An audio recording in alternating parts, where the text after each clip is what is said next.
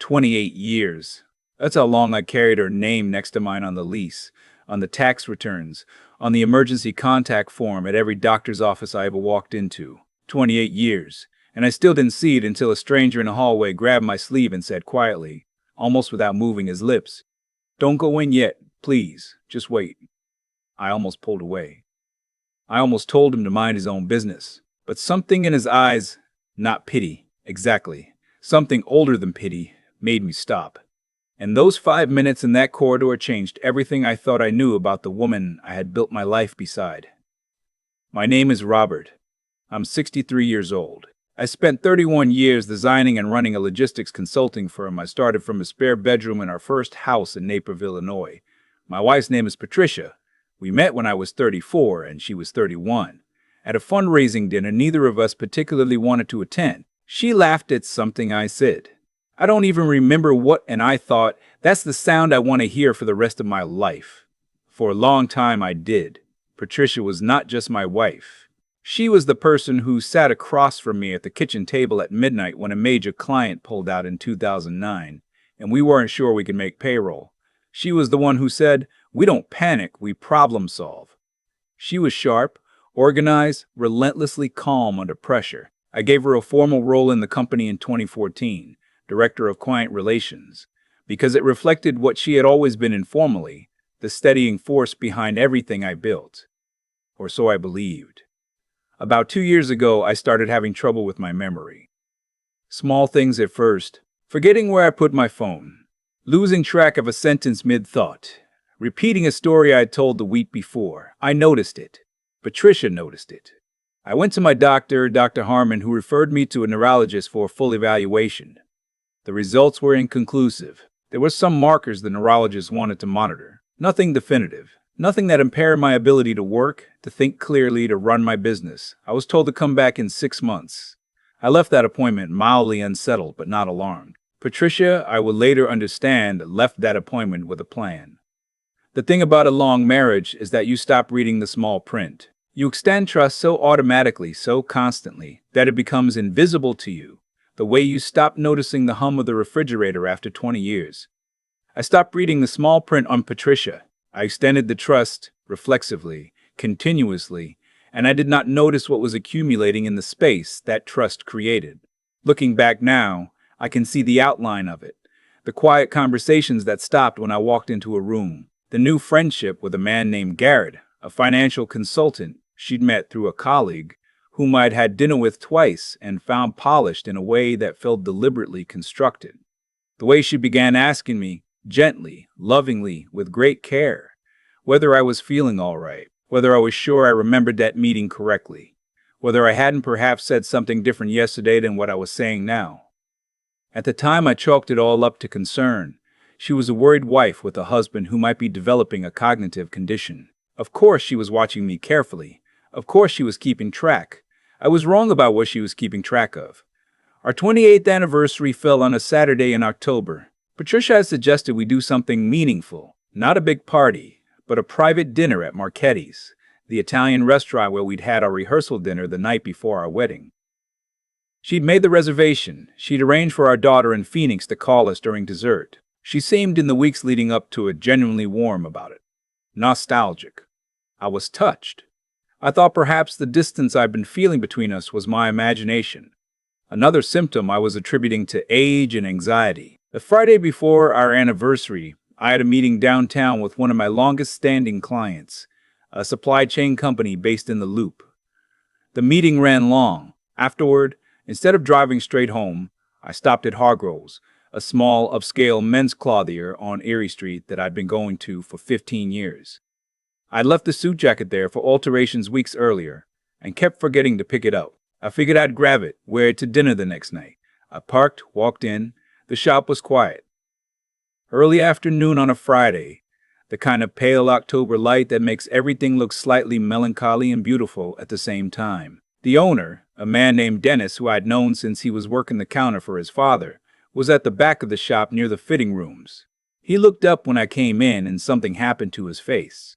Not alarm, exactly. Recognition, and then calculation, all in the span of about 1 second. He came toward me quickly, with the jacket already in his hand, as though he'd had it ready. And when he reached me, he leaned in and said, very quietly, "Mr. Caldwell, your wife is in the back. Fitting room 2. She doesn't know you're here. I really think you should wait a moment before she sees you." I stared at him. "Dennis, I know," he said. "I know how this sounds.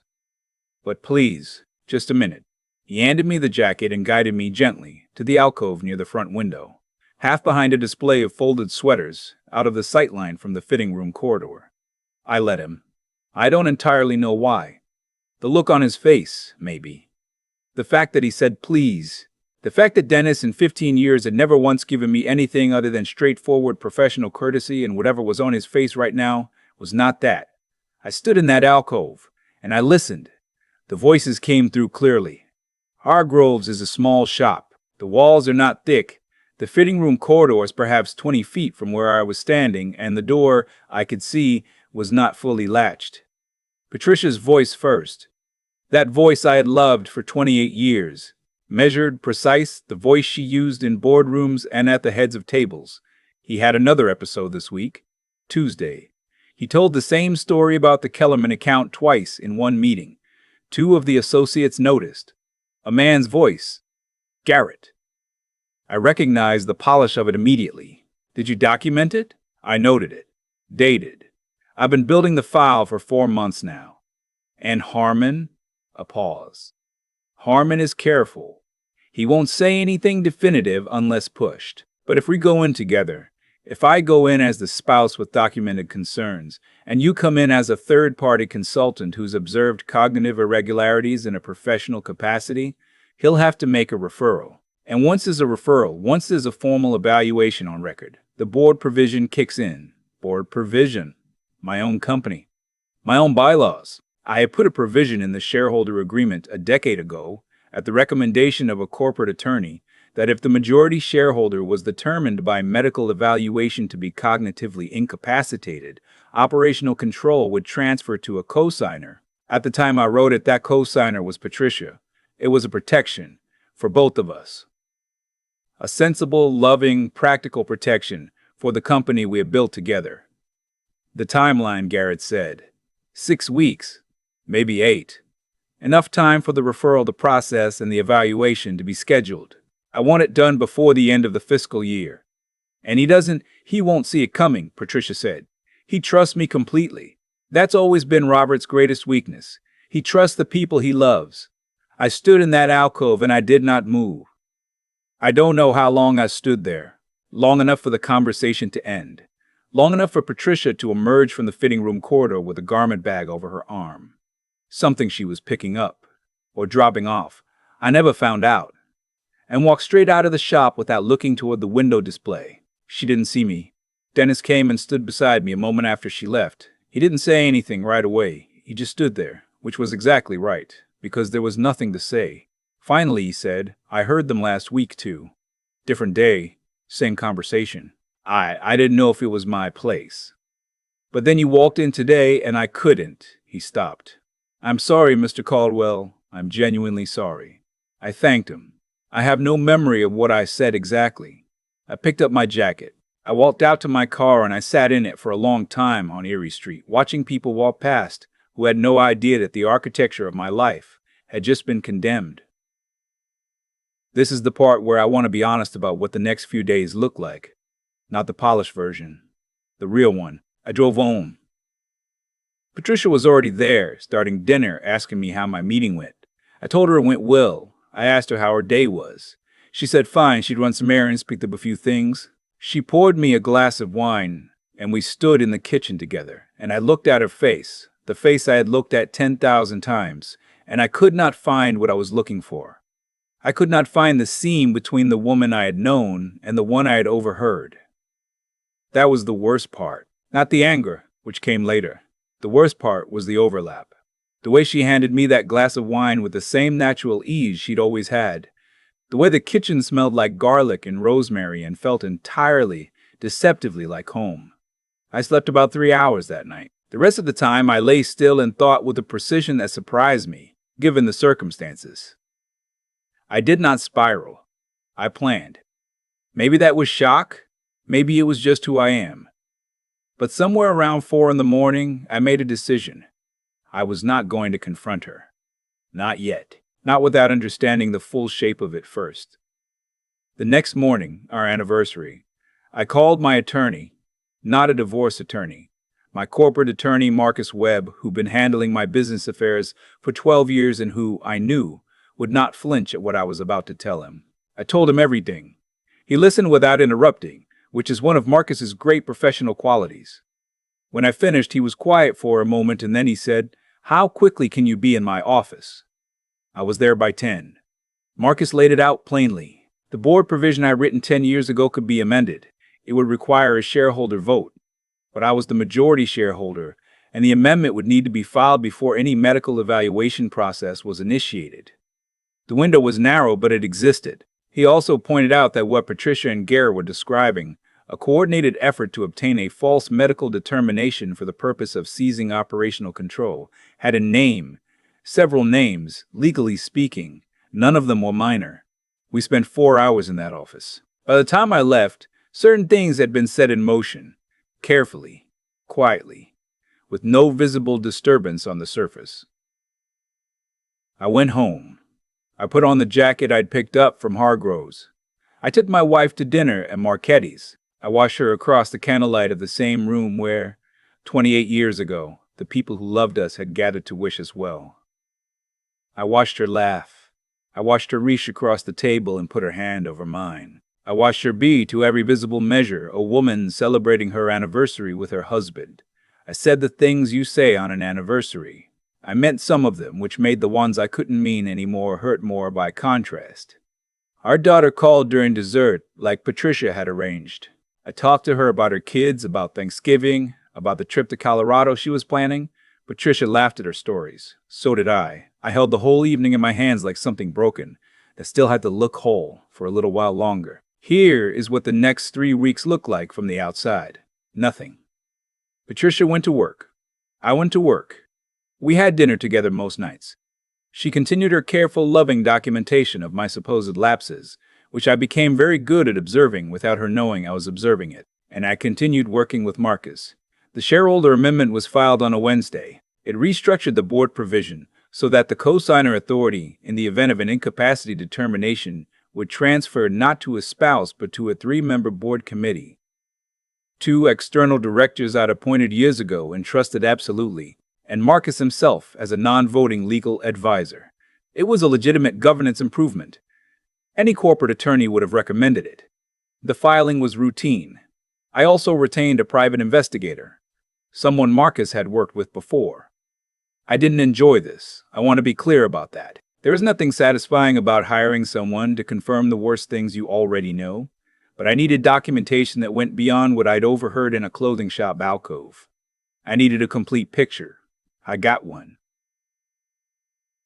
The investigator's report arrived 10 days later. Patricia and Garrett had been meeting regularly for 14 months.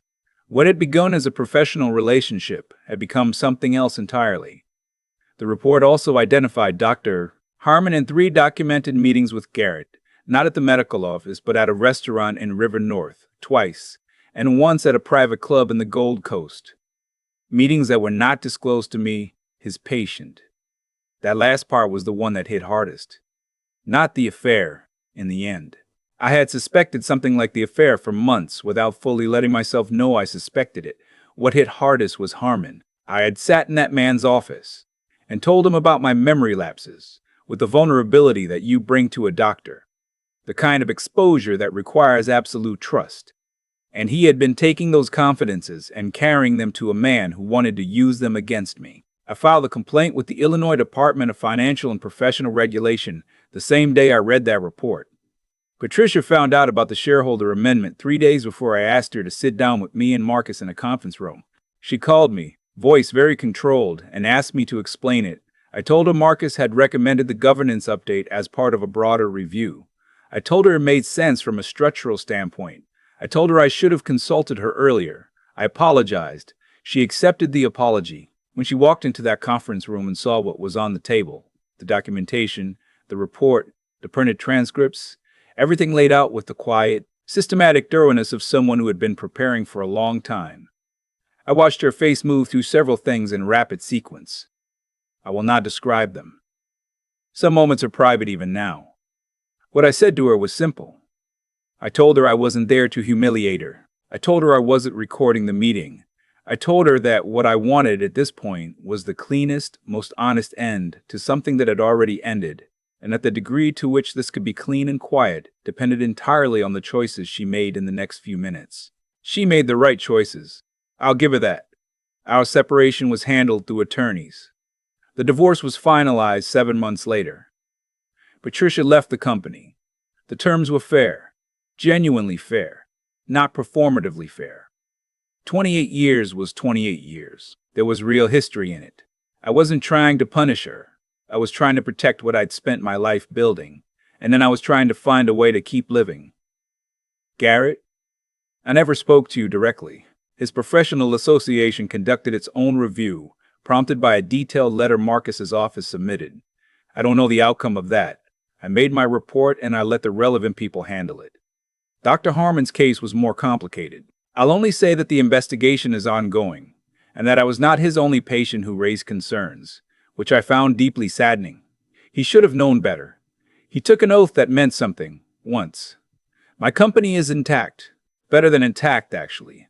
The new board structure turned out to be genuinely stronger, and Marcus helped me identify a chief operating officer I'd been postponing hiring for 2 years. Having that person in place has given me room to breathe in a way I hadn't realized I needed. My memory is fine. The neurologist I saw for a second opinion, someone who had no connection to Dr. Harmon, reviewed everything and found nothing clinically significant. Some normal age-related processing changes, the kind that appear in every 63-year-old brain to some degree. Nothing that impaired my function. Nothing that would have met any legal threshold, even if Patricia had gotten everything she was working toward. She knew that, I think, somewhere underneath the plan. I think she knew she was working with a paper diagnosis. I think fear does something to people.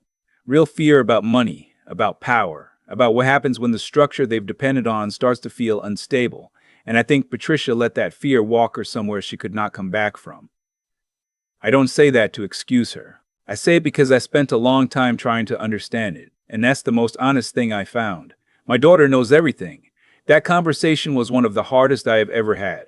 She is working through it in her own way, at her own pace, and I love her without condition and without asking her to feel any particular way about her mother. I still go to Hargrove's. Dennis and I have never spoken directly about that afternoon again. But about 2 months after everything concluded, I stopped by to pick up a coat. And when I was leaving, I turned and said, "Thank you for what you did." He nodded once.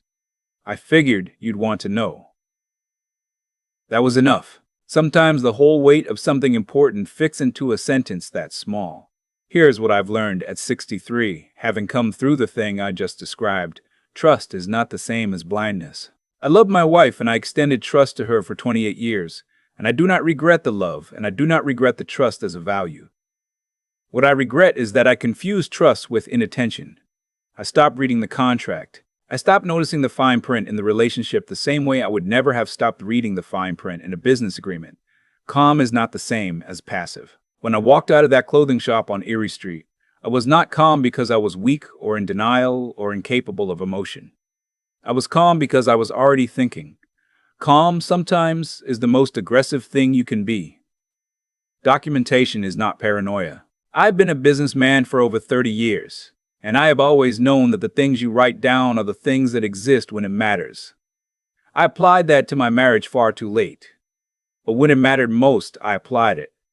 And it made every difference. And finally, the people who show up sideways, unexpectedly, without obligation, the Dennis Hargroves of your life, who grab your sleeve in a quiet shop and say, "Please, just wait."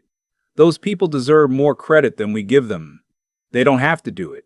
It costs them something to do it. Pay attention to those people. Say thank you when it's over. Sometimes a man who barely knows you sees something you couldn't see for yourself and has the decency to stop you at the door. I had my anniversary dinner. It was not the one I expected. But I sat across that candlelit table, and I looked at my life with clear eyes, maybe for the first time in years, and I understood exactly what I was dealing with and exactly what I needed to do. That is its own kind of anniversary.